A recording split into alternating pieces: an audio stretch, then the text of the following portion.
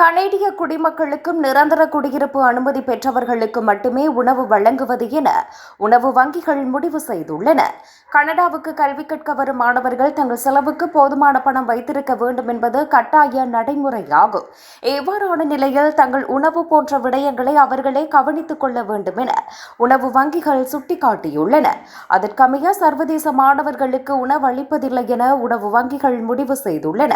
என்னிடம் கொஞ்சம் பணம் உள்ளது, ஆனால் இங்கு உணவின் விலை மிக அதிகமாக உள்ளது என சர்வதேச மாணவர் ஒருவர் தெரிவித்துள்ளார். நான் கடன் வாங்கித்தான் கனடாவுக்கு படிக்க வந்தேன். இங்கு விலைவாசியும் அதிகமாக உள்ளது. பகுதி நேர வேலைகள் கிடைப்பதும் இப்போது கடினமாகிவிட்டது என்றார் மற்றும் ஒரு மாணவர். முன்பு உணவு தேவைக்காக உணவு வங்கிகளை சார்ந்திருந்த மாணவர்கள் சிலர் இப்போது தாங்கள் சில வேளை உணவை தவிர்ப்பதாக கூறுகிறார்கள். அத்துடன் முன்பு 2 பகுதி நேர வேலைகள் செய்து செலவுகளை சமாளித்து வந்தோம்.